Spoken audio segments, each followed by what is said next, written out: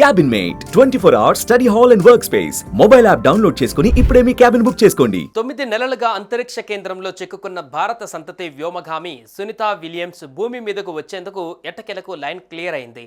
NASA space ఎక్స్లు చేపట్టిన crew 10 మిషన్లో భాగంగా 4 వ్యోమగాములతో కూడిన ఫాల్కన్ 9 రాకెట్ నింగిలోకి దూసుకువెళ్లింది.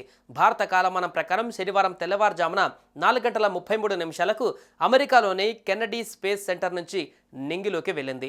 అయితే ఇటీవలే 3 రోజుల క్రితం క్రూ 10 మిషన్ను చేపట్టేందుకు నాసా అన్ని ఏర్పాట్లు చేసింది. అయితే చివరి నిమిషంలో కొన్ని సాంకేతిక సమస్యలు తలెత్తడంతో ఆ ప్రయోగాన్ని నాసా శాస్త్రవేత్తలు ఆపేశారు. ఈ క్రమంలోనే తాజాగా మరో ప్రయోగాన్ని విజయవంతంగా చేపట్టారు. డ్రాగన్ క్యాప్సిల్స్లో ఇంటర్నేషనల్ స్పేస్ సెంటర్ ISSకు వెళ్లిన 4 వ్యోమగాములలో Anne McClain, Nicole Ayers, Takuya Onishi, Kirill పెస్కోవ్లు ఉన్నారు. So you can see Nicole Ayers is reaching up there to the displays above her, and once their seats rotate back... Dragon, step 1.7, ready for seat rotation. SpaceX copies will report when initiating.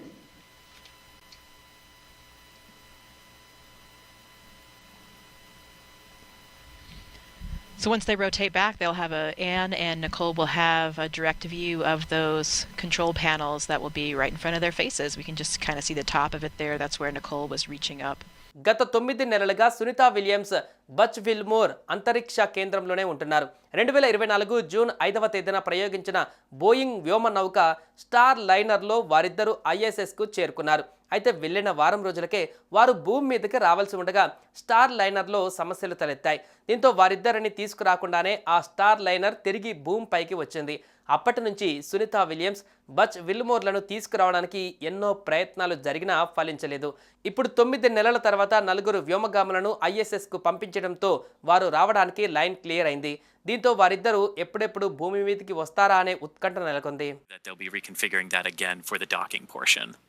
So we'll continue to hear a lot of those call-outs from the ground teams and the astronauts on the International Space Station, as well as Dragon, as we continue to get into the final stages of docking today.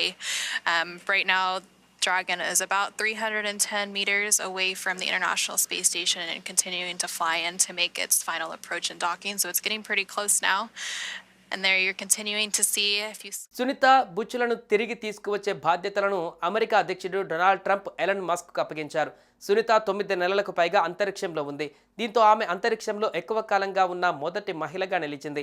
అయితే ఇది సునీతకు మొదటి record కాదు. 2006-2007లో తన మొదటి అంతరిక్ష యాత్రలో ఆమె 29 గంటల 17 నిమిషాలు అంతరిక్షంలో నడిచారు. ఇది ఇప్పటి వరకు ఓ మహిళ నమోదు చేసిన అత్యంత ఎక్కువ అంతరిక్ష నడక పేరిట ఉండేది. ఆమె 21 గంటలకు పైగా అంతరిక్షంలో నడిచి రికార్డు సృష్టించారు. As kind of their key trajectory and the key phases of that, the different corresponding abort sites if they would need to abort anywhere along there, and we'll actually hear them call out those different phases as they initiate the launch profile, and there they are rotating back to that position. You have a better view there of that display panel.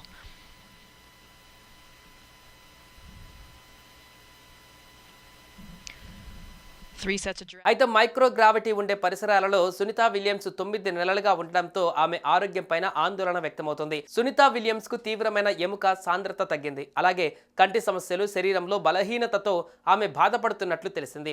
అంతరిక్షంలో ఉండే మైక్రోగ్రావిటీలో ఎక్కువ కాలం ఉండటం వల్ల శరీరంపై తీవ్రమైన దుష్ప్రభావాలు పడతాయి. తీవ్రమైన శారీరక, మానసిక సమస్యలు ఎదురయ్యే ముప్పు ఉంటుంది. మనిషి శరీరం చాలా కాలం పాటు మైక్రోగ్రావిటీకి గురైనప్పుడు కండరాలు బరువును భరించలేవు. దీంతో కండరాల బలహీనతకు ఇది దారితీస్తుంది. కాళ్ళు, తొడల వెనక భాగం వంటి భాగాలలో ఈ సమస్యలు ఎదురవుతాయి. వ్యోమగాములు చాలా కాలం మైక్రోగ్రావిటీకి గురైనప్పుడు వారి కండర ద్రవ్యరాశిలో 20% వరకు కోల్పోతారని అధ్యయనాలు చెబుతున్నాయి. దీంతో సునీత విలియమ్స్ ఇప్పుడు భూమి మీదకి వస్తే ఆమె పరిస్థితి ఎలా ఉంటుందా అన్నది ప్రశ్నగా మారింది. It's quite stark in this particular camera view. Black and white, just like a panda. There you go. Dragon SpaceX, seats are in the launch position. And the two mission specialists, they have a better view of their window, looks like to me.